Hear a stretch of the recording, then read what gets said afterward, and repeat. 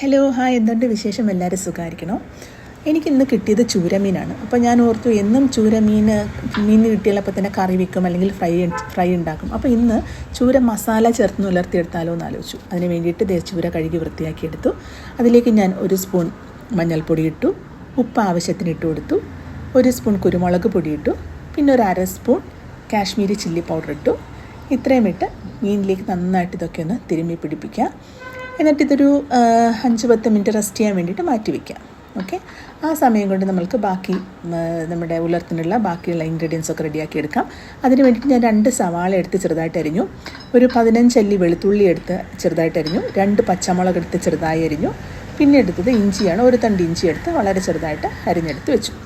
10 മിനിറ്റിന് ശേഷം ഞാൻ സ്റ്റൗ കത്തിച്ചു, പാൻ അടുപ്പത്ത് വെച്ചു, എണ്ണ ഒഴിച്ചു.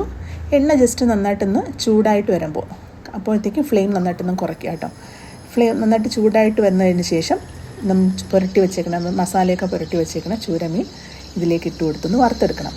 മൂടി വെച്ച് വറുത്തോളൂ, അപ്പം പെട്ടെന്ന് ആയി കിട്ടും. പിന്നെ നന്നായിട്ട് ഫ്ലെയിം കുറച്ച് വെക്കാം കേട്ടോ, അല്ലെങ്കിൽ ഇത് കരിഞ്ഞു പോകും. അപ്പോൾ 2 സൈഡും, ഒരു സൈഡും നന്നായിട്ടൊന്ന് മൊരിഞ്ഞ് വന്നതിന് ശേഷം അടുത്ത സൈഡ് അങ്ങനെ ഈ പരുവത്തിന് ഞാൻ റെഡിയാക്കി ചൂരമീൻ വറുത്തെടുത്ത് വെച്ചിട്ടുണ്ട്. ഇനി ആ വറുത്ത എണ്ണയിലേക്ക് തന്നെ നമ്മൾ അരിഞ്ഞ് വെച്ചേക്കുന്ന സവാള ഇട്ടു, ഇഞ്ചി ഇട്ടു, വെളുത്തുള്ളി ഇട്ടു, പച്ചമുളക് ഇട്ടു. പിന്നെ ഈ കൂട്ടിന് ആവശ്യമുള്ള ഉപ്പ് വളരെ കുറച്ച് മതി, ഉപ്പ് നോക്കിക്കൊള്ളണം. ഇടയ്ക്ക് ഉപ്പിട്ട് നന്നായിട്ട് ഇതൊന്ന് മിക്സ് ചെയ്ത് എടുക്കുക, നന്നായിട്ടൊന്ന് വഴട്ടിയെടുക്കുക. മൂടി വെച്ച് തന്നെ വേവിച്ചാൽ മതി, പെട്ടെന്ന് കിട്ടും. മൂടി വെച്ച് വേവിക്കുമ്പോഴത്തേക്ക് നമുക്കെന്ന് വെച്ചാൽ വളരെ പെട്ടെന്ന് തന്നെ റെഡിയായി കിട്ടും.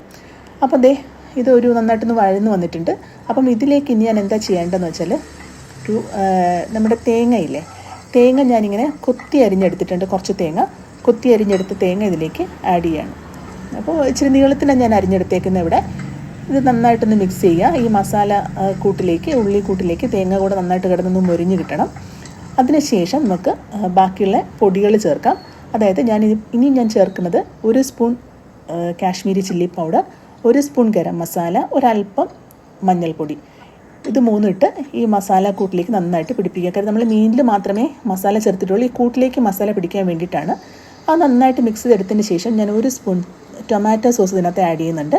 ടൊമാറ്റോ സോസ് ആഡ് ചെയ്തതിന് ശേഷം ഒരു അര ഗ്ലാസ് വെള്ളം വേണ്ട, കുറച്ച് വെള്ളം. അത് ഈ മസാലയിലേക്ക് ടൊമാറ്റോ സോസിന് പിടിപ്പിക്കാനാണ്.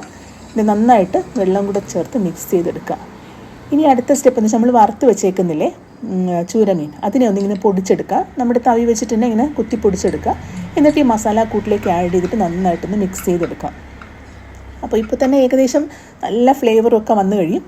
എന്നിട്ട് ചെറുതായിട്ടരിഞ്ഞ മല്ലിയില കൂടി ഇതിനകത്തേക്ക് ചേർത്ത് നന്നായിട്ടൊന്ന് മിക്സ് ചെയ്തെടുക്കുക. ഇതെല്ലാം ലോ ഫ്ലെയിമിലാണ് ചെയ്യണം, കാര്യം ഓൾറെഡി എല്ലാം നന്നായിട്ട് വെന്ത് കിട്ടിയ സാധനങ്ങളാണ്. അപ്പോൾ നമ്മുടെ ചൂര മസാല ഉലർത്തി റെഡി ആയിട്ടുണ്ട്. ഇത്രയേ ഉള്ളൂ പണി, വളരെ ഈസിയാണ്, നല്ല ടേസ്റ്റിയാണ്. ചോറിനൊപ്പമോ ചപ്പാത്തിക്കൊപ്പമോ ഒക്കെ കഴിക്കാം.